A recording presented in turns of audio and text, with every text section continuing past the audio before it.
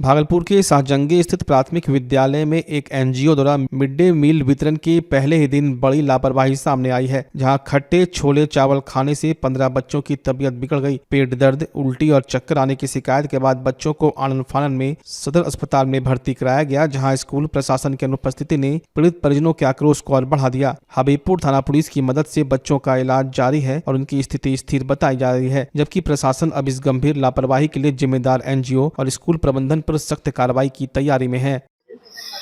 आलू चनों का सब्जी और भात खाए थे। उसके बाद क्या हुआ? खाना जैसे खा के अंदर घुसे पेट में दर्द होने लगा, चक्कर होने लगा, हाथ पैर थर-थर करने लगा, माथा पर दर्द करने लगा। जब सब्जी खा रहे थे तो क्या बोलता एकदम सब्जी महक रहा था और क्या बोलता सब्जी खट्टा खट्टा, लेकिन पेट में भूख था, थोड़ा सा खा लिए, खा के जैसे अंदर घुसे एकदम ऐसे ही पूरा दर्द सब कुछ होने लगा मेरे को। बच्चा खाया होगा खाना? बहुत सब बच्चा खाया था। सबको पेट दर्द करने लगा? नहीं, मतलब मेरे क्लास में 5-6 तो बच्चा नहीं खाना खाया था। वो ठीक है? हाँ, जो नहीं खाया तो वो ठीक रहा और जो खाया तो उसी को ऐसा हो रहा है। बच्चा स्कूल गया, उसको छोले और चावल खिलाई, खिलाते के सारा बच्चा बेहोश होना शुरू हो गया, पेट में दर्द। तो कोई बच्चे को उल्टी हुआ तो थोड़ा कम है राहत है, और बाकी जिसको उल्टी नहीं हुआ उसको भी मतलब गाड़ी पर ही बेहोश होना शुरू हो गया। छोले और चावल। कौन स्कूल का मामला बच्चा? गंगोता मैदान, प्राथमिक विद्यालय गंगोता मैदान है सर। पेट दर्द करने लगा? हाँ, पेट में दर्द और चक्कर आना शुरू, और मतलब सारा बच्चा वहीं पे लुढ़कना शुरू हो गया। बता रहा है कि क्या कैसा लगा वो खाना जो खाया तो? खाना कह रहा था खट्टा भी था और महक इतना था, लेकिन उस पे इतना चिकन मसाला क्या डालता है वो सब डाल के खुशबू पैदा कर दिया था। कौन स्कूल का मामला है? प्राथमिक विद्यालय गंगोता मैदान शाहजंगी स्कूल का केस है। तो हम लोग घर में थे सर, तो अचानक वहाँ से बच्चे लोग खबर दिया, जिसको जो होश में था कि आपके बच्चे को किसी तबीयत खराब हो गया, तो गए थे, देखे एम्बुलेंस लगा हुआ था। तो ये बोला कि खाना बाहर से मंगाया था, खाना स्कूल में भी बनता था, लेकिन सर लोग को हम बोले थे एक दिन जाकर के भी, मेरा परिवार बोला था कि कम से कम बच्चे को खाना घर में टिफिन जब देते हैं तो घर में खाना खिंचवाने दीजिए खाने के लिए, क्या आप लोग खाना यहाँ अच्छा नहीं बनता है। तो सर खाना खाने के लिए भी घर नहीं आने देता, जबकि घर मेरा बगले में है, वहाँ बच्चे को रोक के रखता है कि कैसे। आज देखिए खाना खाया, बाहर से खाना मंगा खिलाया और कैसे ये हालत हो गया। डेली बाहर से ही खाना आता था स्कूल में? नहीं, डेली बाहर से आता था। ठंडा लग रहा है, कर रहा वो नहीं ठीक हो जाएगा।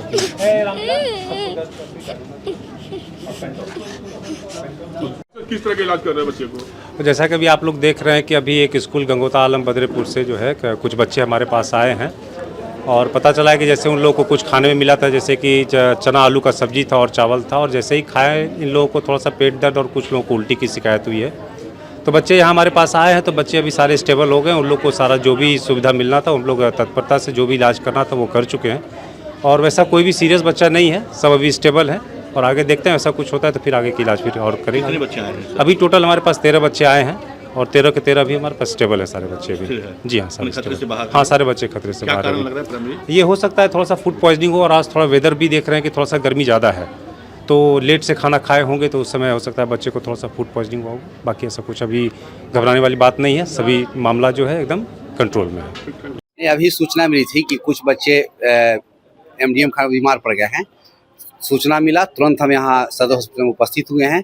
15 बच्चे हॉस्पिटलाइज, जिनको एडमिट किया गया था। सभी को हम लोग ट्रीटमेंट भी चल रहा था, और 2 बच्चे हैं जो कि हल्का दर्द कर, बाकी बच्चे कह रहे हैं कि नहीं हम ठीक हो गए हैं, अब दर्द नहीं है। यही देखिए। इस मामले में कार्रवाई के लिए कुछ जांच हम लोग दिखवा लेते हैं उसको। खाना चूँकि सेंट्रलाइज किचन से गया है, तो हो सकता है कि बहुत और अन्य स्कूलों में गया है इस खाना, हम लोग दिखवा लेते हैं उसको। नहीं तो उसका सैंपल भी रखवा लेते हैं, खाना के। शिक्षक सारे फरार हो गए थे सर स्कूल से, ये लोग परिजन और आसपास के लोग लेकर आए हैं। एचएम से हमारी बात हुई थी, एचएम वीआरसी में थे, हम सब ये जांच हम कर लेते हैं इसका कौन शिक्षक, जबकि शिक्षक जवाबदेही है कि वो ऐसा हो तो हम लोग सूचित करते, बीओ सूचित, डीपीओ को सूचित करते, है ना, और प्रॉपर तरीके से चलाना चाहिए था। खैर बच्चे हैं सभी सही सलामत, आप देखे हैं। 2 बच्चे कह रहे हैं हल्का पेट में दर्द है, उनको दिखवा लेते हैं। भागलपुर के जिलाधिकारी डॉक्टर नवल किशोर चौधरी ने सदर अस्पताल पहुंचकर उन 15 बच्चों का हाल जाना जिन्हें गंगोता मैदान स्कूल में मिड डे मील खाने के बाद असहज महसूस होने पर भर्ती कराया गया था। स्वयं एक चिकित्सक होने के नाते जिलाधिकारी ने बच्चों की स्थिति की समीक्षा की और स्पष्ट किया कि चूंकि किसी भी बच्चे को उल्टी या पेट दर्द की शिकायत नहीं थी, इसलिए अब फूड पॉइजनिंग का मामला नहीं है। एनजीओ द्वारा भोजन वितरण के पहले दिन हुई इस घटना की उच्च स्तरीय जांच के लिए टीम गठित कर दी गई है। जबकि राहत की बात यह है कि सभी बच्चे अब पूरी तरह स्वस्थ हैं और अधिकांश को अस्पताल से छुट्टी मिल चुकी है। आज एक दिन में एक सूचना मिली थी कि एक विद्यालय से बहुत सारे बच्चे खाना खाने के बाद आए थे, उनको पेट में कुछ तकलीफ थी, उसको लेकर के अभी जब उसकी तहकीकात के लिए एसडीएम भी आए थे। मैं स्वयं यहाँ मैंने बच्चों से बात किया है, तो बेसिकली कुछ इशू रहा होगा, लेकिन फूड पॉइजनिंग टाइप की कोई चीज़ नहीं थी। क्योंकि बच्चों का फूड पॉइजनिंग में जो हमने जो चिकित्सक से बात किया, फूड पॉइजनिंग में पहला होता है वोमिटिंग, दूसरा डायरिया है या तीसरा पेट दर्द है। इन पेट दर्द की 1-2 लोगों को समस्या थी और सारे बच्चे रिलीज हो चुके हैं। इसका मतलब बच्चे बिल्कुल स्वस्थ हैं। एक बच्चा है उनको हल्का हेडेक है, उन बच्चों को भी जैसा कि डॉक्टर साहब के हिसाब से उनको भी रिलीज कर दिया जाएगा, तो कहीं कोई दिक्कत नहीं है। लेकिन फर्दर इंक्वायरी के लिए मैंने डीओ साहब हैं, हमारे एसडीएम सदर हैं और जो डीपीएम है एमडीएम के, डीपीओ एमडीएम के हैं, ये लोग जांच भी कर लेंगे, सैंपलिंग हम लोग करा रहे हैं। लेकिन प्रथम दृष्टया ऐसा कोई फूड पॉइजनिंग का मामला नहीं है। जैसा कि आपने देखा कि जिलाधिकारी महोदय का भी यहाँ पे निरीक्षण हुआ हमारे सदर अस्पताल भागलपुर में, तो टोटल यहाँ पे 48 बच्चे आए थे, जिसमें अभी एक बच्चे यहाँ पे भर्ती है, बाकी सारे 47 बच्चों को छुट्टी कर दिया गया। वैसे कोई सिम्टम्स उनमें नजर आई नहीं, ना ही कोई मतलब कि गंभीर समस्या थी। सिर्फ एक दो बच्चों को पेट दर्द हुआ और कुछ 1-2 बच्चों को उल्टी हुई, तो सारे बच्चे स्टेबल हो गए, उनको छुट्टी कर दिया गया। एक बच्चा जिनका भी सिर दर्द हो रहा है उनको भी स्टेबल करके छुट्टी कर दिया गया। भागलपुर पुलिस ने नशे के खिलाफ जारी विशेष अभियान के तहत बड़ी सफलता हासिल करते हुए लोदीपुर और सबौर थाना क्षेत्र के 2 शातिर तस्करों को गिरफ्तार किया है। एसएसपी के निर्देश पर गठित विशेष टीम ने लोदीपुर के पासवान टोला में छापेमारी कर फूटो पासवान और उसकी निशानदेही पर आशीष मंडल उर्फ डीसी को दबोचा, जिसके पास से कुल 38.373 ग्राम अवैध ब्राउन शुगर बरामद किया गया। पुलिस और डीआईयू की संयुक्त कार्रवाई ने इलाके में सक्रिय ड्रग सिंडिकेट की कमर तोड़ दी है और अब गिरफ्तार अपराधियों को न्यायिक हिरासत में भेजने की कानूनी प्रक्रिया पूरी की जा रही है। ये वरीय पुलिस अधीक्षक भागलपुर के निर्देशन में जो ये अवैध मादक पदार्थ के विरुद्ध में लगातार कार्रवाई की जा रही है, तो इसी क्रम में दिनांक 31/3/2026 को एक ये लोदीपुर थाना अंतर्गत सूचना प्राप्त हुई कि पासवान टोला के पास ये ब्राउन शुगर का खरीद बिक्री किया जा रहा है। तो इस सूचना का सत्यापन किया गया और इसके लिए एसडीपीओ लॉ एंड ऑर्डर के नेतृत्व में एक स्पेशल टीम का गठन किया गया। और जब ये टीम के द्वारा जो ये एसएचओ और ये लोदीपुर और जो ये टीम के द्वारा मतलब जब वहाँ छापामारी किया गया, तो वहाँ से एक जो ये पासवान टोला के रहने वाले एक ही फूटो पासवान को वहाँ से ये अरेस्ट किया गया और इसके पास से 12.960 ग्राम ये ब्राउन शुगर इसके पास से रिकवर हुई। इसके बाद इसी की ये निशानदेही पर ये आशीष मंडल को भी अरेस्ट किया गया और इसके पास से ये 25.413 ग्राम 25.413 ग्राम ब्राउन शुगर इसके पास से बरामद हुई। और इस तरीके से ये इस केस में टोटल 38.373 ग्राम जो ये ब्राउन शुगर है ये उसको बरामद किया गया है। और इसके अलावा इसमें जो ये फॉरवर्ड बैकवर्ड लिंकेजेस इसमें देखे जा रहे हैं और भी जो इसमें अपराध कर्मी शामिल होंगे उनका भी अरेस्टिंग किया जाएगा। भागलपुर का पहला NABH मान्यता प्राप्त अस्पताल ओम ENT एंड मैटरनिटी हॉस्पिटल। यहाँ मिलती है कान, नाक, गले और मैटरनिटी संबंधित अत्याधुनिक सुविधाएं। यहाँ ब्लडलेस और दूरबीन विधि, एंडोस्कोपी, ब्रोंकोस्कोपी और मॉड्यूलर ऑपरेशन थिएटर की सेवाएं 24 घंटे उपलब्ध है। साथ ही यहाँ ऑडियोलॉजी और स्पीच थेरेपी की भी सुविधा उपलब्ध है। महिलाओं के लिए मॉड्यूलर लेबर टेबल और सिजेरियन सेक्शन टेबल के साथ 24 घंटे संपूर्ण मैटरनिटी की सुविधा उपलब्ध है। साथ ही यहाँ बांझपन के इलाज के लिए सेवाएं उपलब्ध है। हमारे यहाँ कैशलेस सुविधा उपलब्ध है। हमारा लक्ष्य आपकी सेहत और सुरक्षा। ओम ENT एंड मैटरनिटी हॉस्पिटल, हर कदम पर आपके साथ। नमस्कार, मैं डॉक्टर अजय कुमार सिंह, शिशु रोग विशेषज्ञ, बिहार झारखंड में अग्रणी मेरा स्नेह अस्पताल, जो सबसे पहले बिहार झारखंड में कृत्रिम श्वसन मशीन यहाँ आया, ब्लड गैस एनालाइजर आया और एक नायाब मशीन क्रिटिकूल जो देर से हुए बच्चे में इलाज में बहुत सक्सेसफुल है और वह विकलांगता से बचाता है और बचने की संभावना बढ़ती है। वो मशीन जो देर से रोया बच्चा है उसमें 3 डिग्री कम टेम्परेचर पर रखा जाता है और 3 दिन के लिए रखा जाता है, लेकिन वो 6 घंटे के अंदर उसको उसमें रखना पड़ता है। तो आप इसका लाभ उठाएं। और दूसरी बात, जो आयुष्मान योजना है उसके तहत 5 लाख का चिकित्सा आप अपने नवजात के लिए, बच्चों के लिए आप यहाँ उपलब्ध है, उसको ले सकते हैं। ध्यान रहे कि 5 साल के कम के उम्र में के बच्चों को आयुष्मान कार्ड की अलग से ज़रूरत नहीं है। यदि आपके माता पिता ये का नाम है तो वो इसमें लाभुक हो सकता है और आप इसका लाभ उठा सकते हैं। धन्यवाद।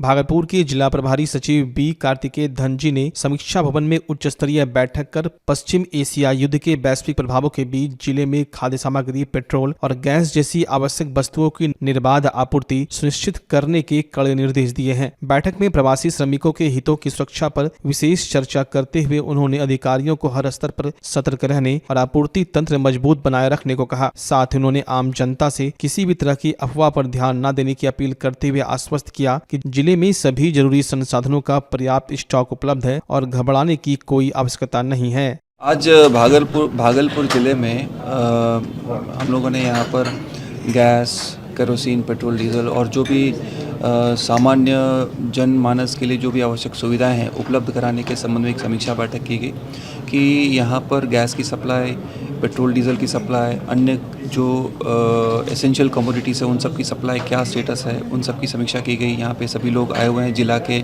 सभी पदाधिकारी उपलब्ध हैं और सभी लोगों के सहयोग से कार्य कराया जा रहा है। राज्य सरकार का निर्देश है कि जनता को किसी तरह की कोई भी परेशानी ना हो इस पीरियड में, कि कहीं पर भी लोगों को डरने की ज़रूरत नहीं है, कोई पैनिक में आने की ज़रूरत नहीं है।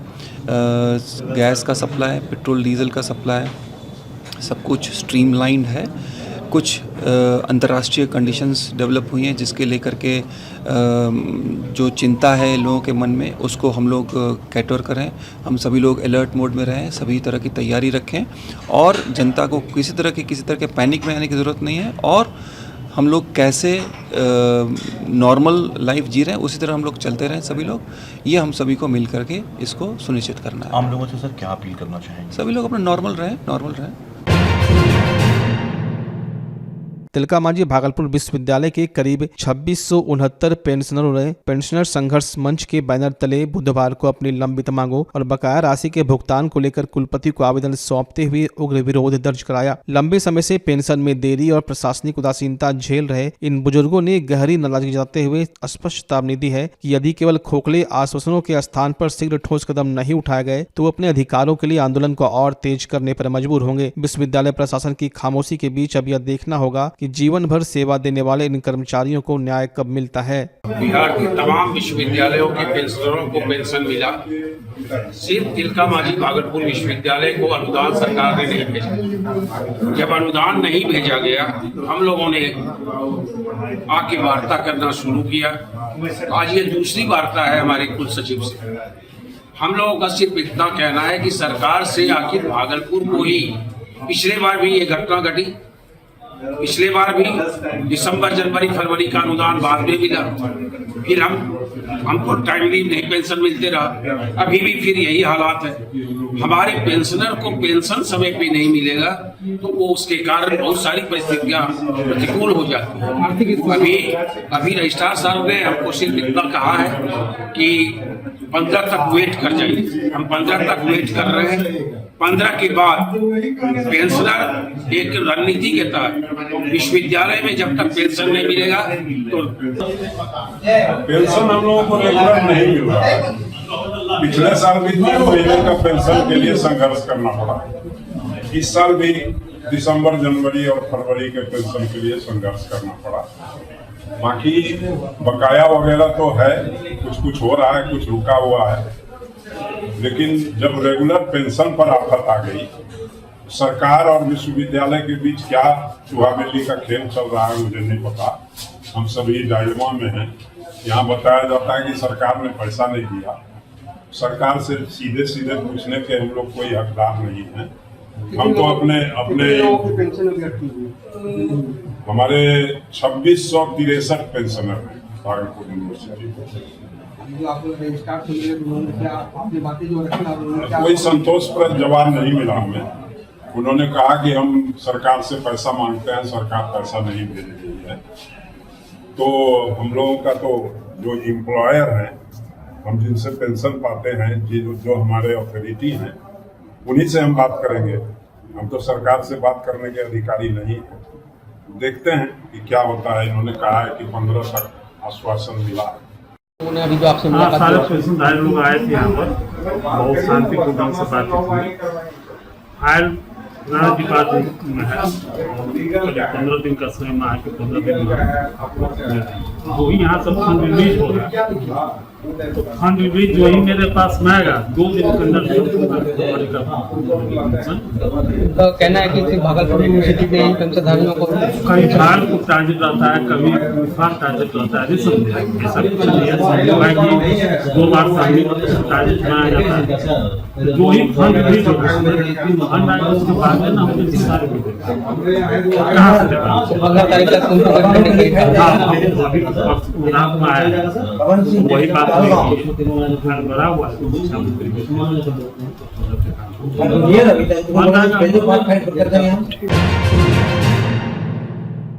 टीएमबीयू में छात्र राजद ने प्रभारी कुलपति के खिलाफ मोर्चा खोलते हुए जमकर विरोध प्रदर्शन और पुतला दहन किया। कार्यकर्ताओं का आरोप है कि एक ही व्यक्ति को 2 महत्वपूर्ण पदों की जिम्मेदारी मिलने से नामांकन, परीक्षा और सर्टिफिकेट जैसे प्रशासनिक कार्य ठप पड़े हैं, जिससे छात्रों का भविष्य अधर में है। कुलपति की कार्यशैली और छात्रों के प्रति उदासीन रवैये से नाराज संगठन ने उन्हें तत्काल पद से हटाने की मांग की है और स्पष्ट चेतावनी दी है कि यदि जल्द ही व्यवस्था में सुधार नहीं हुआ तो विश्वविद्यालय परिसर में और भी उग्र आंदोलन छेड़ा जाएगा।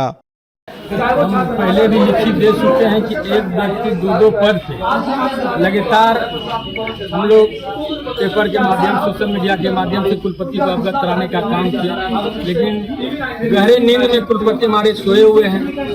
और कुलपति जब आते हैं विश्वविद्यालय, कभी अपने चैम्बर में नहीं बैठे, अपने आवास पे बैठ के अपने चाहते लोग को, जो कर्मी आगे पीछे करने वाले, दायां बायां बैठने वाले, उन्हीं लोग का फाइल का काम होता है। और छात्र का हो या किसी का भी हो, कोई काम नहीं करता है ये कुलपति।